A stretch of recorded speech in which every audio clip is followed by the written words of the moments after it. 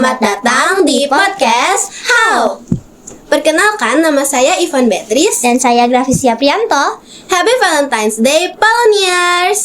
Di hari yang istimewa ini, kami mengundang dua guru tercinta dari Sekolah Katolik Santo Paulus. Selamat siang Bapak dan Ibu Guru. Happy Valentine's Day ya. Mempersilahkan untuk memperkenalkan diri. Terima kasih, selamat siang juga. Saya Anas Pranila Paramita. Biasa murid-murid memanggil saya Ibu Mita. Saya mengajar fisika kelas 7, 8, dan 9. Saya Alexander Glenn Gesawinata, biasa dipanggil Sir Glenn. Saya mengajar bahasa Inggris untuk kelas 7 dan kelas 8. Salam kenal! Baik, bulan Februari biasanya disebut bulan kasih sayang. Lebih tepatnya, tanggal 14 Februari kemarin, kita telah merayakan Hari Valentine. Menurut Sir dan Ibu Guru, apa makna dari Hari Valentine? Dipersilahkan Bu Mita untuk menjawab pertanyaan terlebih dahulu. Ya, menurut saya Valentine itu kan hari kasih sayang ya. Itu awalnya itu memang serapan dari budaya Barat.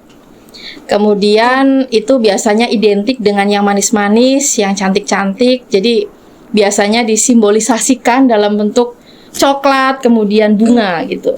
Kepada orang yang terdekat, misalnya kepada orang tua, pasangan, kemudian anak, teman, lingkungan sekitar lah gitu. Oh begitu kalau menurut Bu Mita. Menurut Sir Glenn gimana? Kalau saya lihatnya sebagai pengingat ya, atau reminder untuk kita semua nih. Kadang kita sebagai manusia kadang sering lupa ya nggak, untuk kasih perhatian, khususnya kepada orang tua, teman, atau orang-orang yang terkasih. Jadi Valentine merupakan sebuah momen atau ajang untuk kita untuk lebih peka lagi memberikan perhatian ke mereka-mereka itu. Kira-kira seperti itu. Gitu ya. Gitu, Fis. Keren banget. Oke, abis itu, Valentine itu biasanya diekspresikan dalam bentuk coklat dan bunga.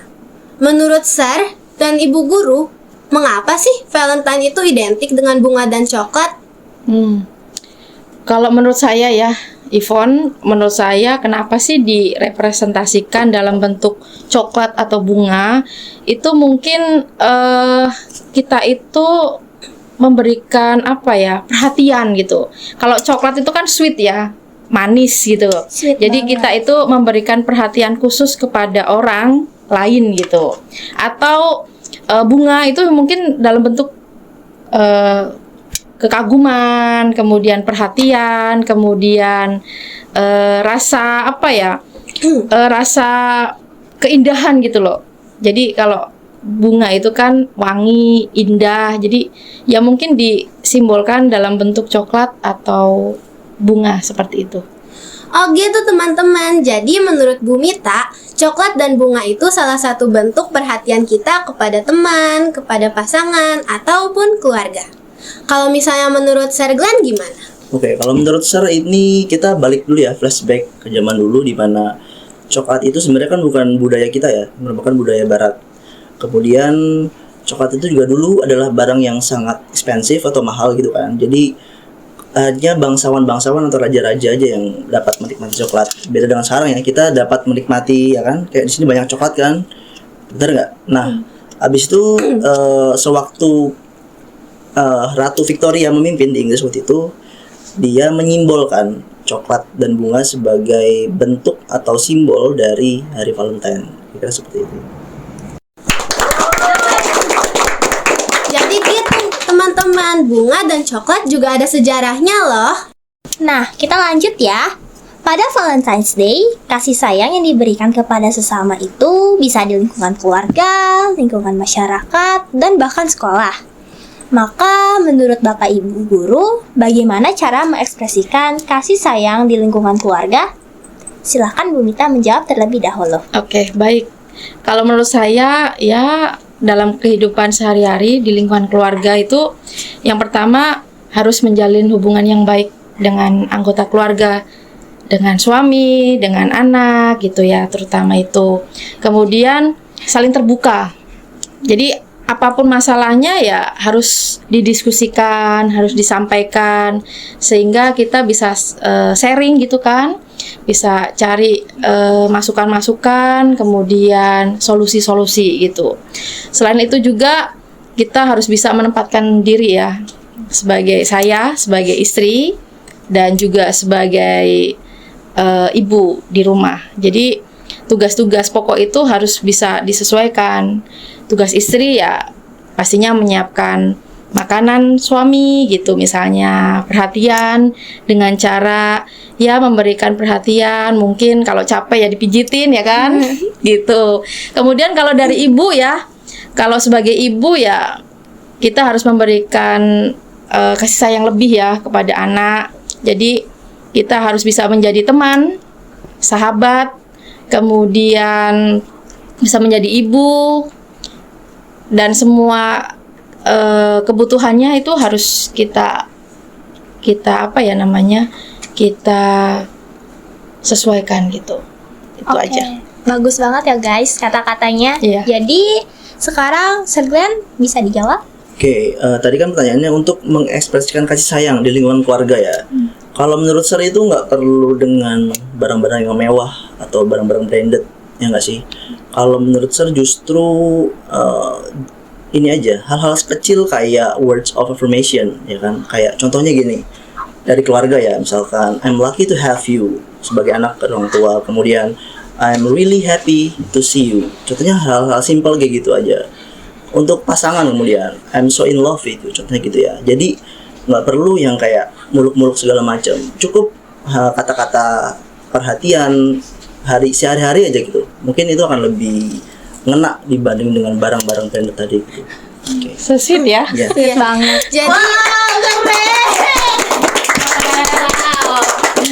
Jadi intinya cara mengekspresikan kasih sayang menurut Bu Mita dan Sir Glenn itu harus saling berkomunikasi, teman-teman. Iya, lalu dari Bu Mita nih, tadi Bu Mita bilang kalau ada masalah sama keluarga itu didiskusikan baik-baik. Jadi mereka dengan kesimpulannya itu memberikan sesuatu kalimat yang dimana mereka berbicara tentang kalau misalnya kalian ada masalah, diselesain baik-baik aja. Nah, sekarang pertanyaan berikutnya. Kemudian di lingkungan sekolah, bagaimanakah cara Bapak dan Ibu guru memberikan kasih sayang kepada siswa yang memiliki berbagai macam karakter? Silahkan Bu Mita jawab lagi. Iya, baik. Anak-anak itu kan memiliki karakter yang berbeda-beda ya. Bagaimana sih cara kita itu memperhatikan mereka? Itu kita kan sebagai guru ya. Jadi sebagai teman, sebagai pembimbing, kemudian sebagai orang tua juga di sini. Jadi kita harus siap sedia. Kita harus terbuka kepada mereka. Mereka itu kan pasti punya goals yang berbeda-beda ya gitu. Jadi dia yang tahu, jadi apa yang dia butuhkan kita harus siap, intinya begitu. Ngedukung banget guys. Oke, ayo Sir Glenn. Kalau dari Sir itu cukup menjadi pendengar yang baik. Artinya di sini pendengar yang baik yaitu memahami setiap karakteristik dari anak-anak. Misalkan ada anak yang A, dia kayak gimana, yang B kayak gimana gitu kan. Apalagi kalian sekarang lagi memasuki masa puber, bener nggak sih? Iya, nggak? benar. Dari tingkah laku, terus kemudian cara kalian berekspresi juga, ya nggak sih? Kemudian juga percintaan, ya nggak sih? Kadang ada juga kayak sering curhat ke Sir gitu kan, Sir ini gimana? Minta saran dong, ya nggak sih? Pernah nggak Bu minta dimintain gitu kan sama anak-anak Sering, kan? iya. Ya kan? Kayak, Bu, aku sama ini gimana kira-kira? Cocok? Minta solusi. Ya kan, minta solusi, bener nggak? Ya jadi pendengaran baik aja untuk mereka. Tapi setelah jadi pendengaran baik, kita mengasih solusi atau saran yang terbaik untuk mereka itu. Gila, Ivon. Nah, lalu bagaimana sih pendapat Sir dan Ibu Mita mengenai cara terbaik untuk menunjukkan kasih sayang dalam pertemanan antara siswa dan siswi? Saya dulu? Ya. Oke, baik. Dengan cara ya menciptakan persaingan yang sehat ya. Jadi kadang itu SMP itu kan akil balik dari anak-anak SD. ya, ke SMP, ke remaja. Jadi pengennya dia itu selalu didukung, egonya juga tinggi, kemudian pengennya bener, selalu bener itu. Jadi kadang kita mau memberikan masukan juga susah, ya kan, karena dia masih punya ego yang tinggi. Jadi intinya itu kalau bisa di dalam lingkungan sekolah itu ya kita itu bersaing dengan sehat.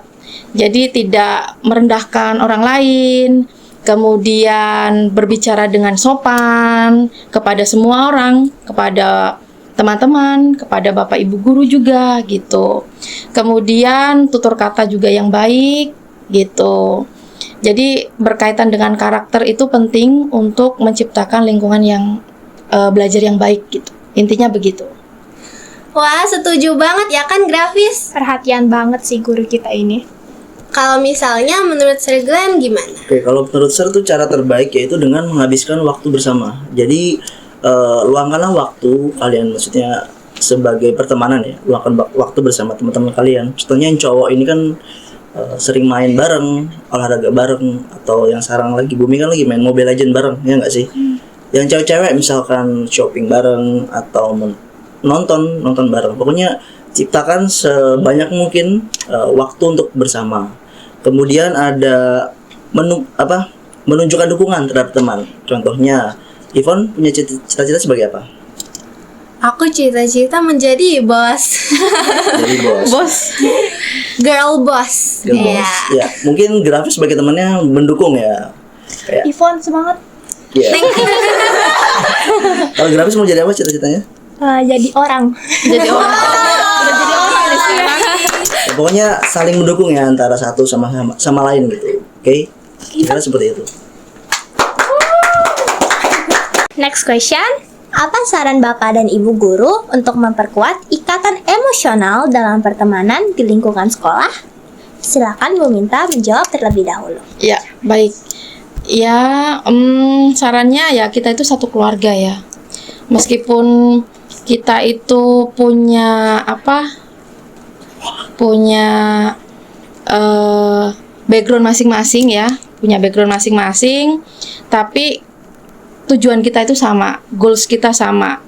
Kadang ada anak yang memang jalannya itu lurus-lurus saja, ada yang berliku, ada yang harus menempuh jalan yang panjang, ya, ada bahkan yang jalannya singkat gitu. Tapi tetap tujuannya kan satu.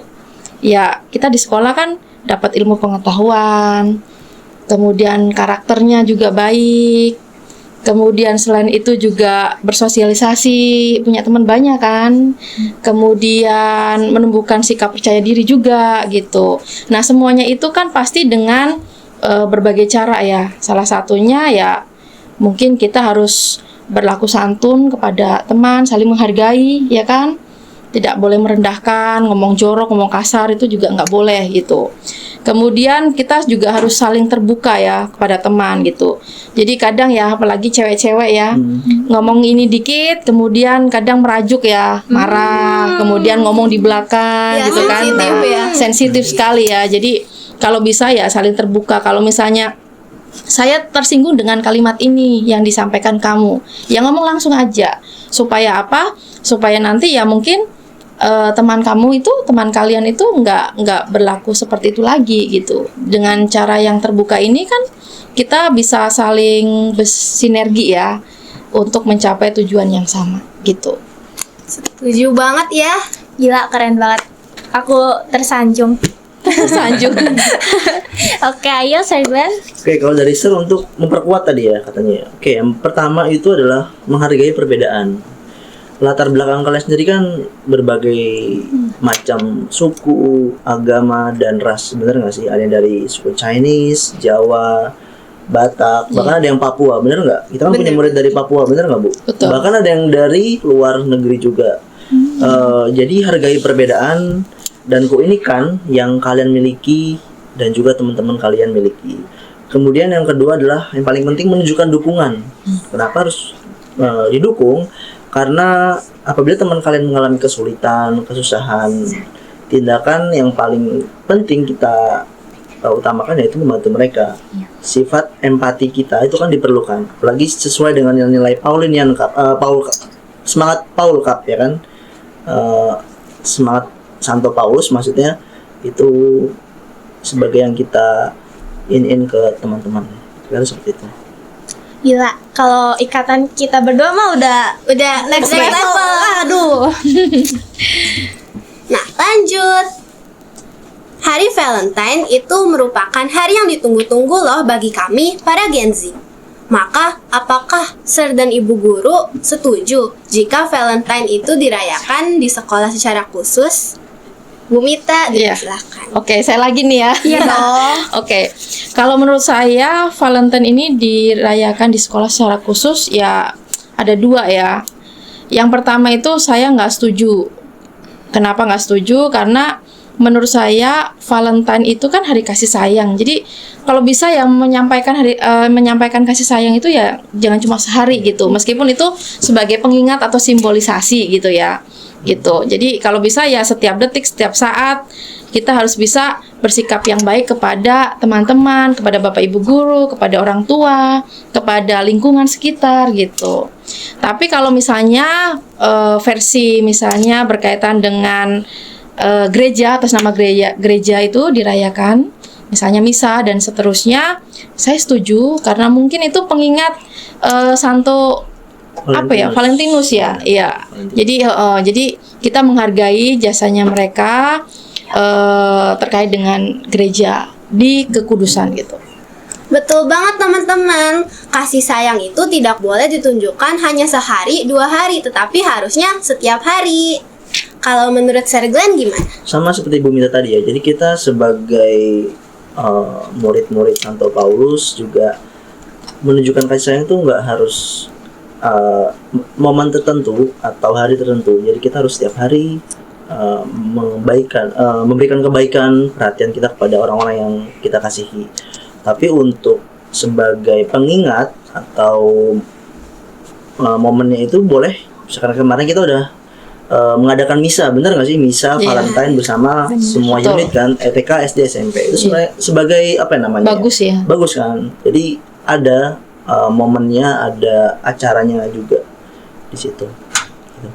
Setuju banget. Sekarang teman-teman, kita sudah di penghujung episode nih.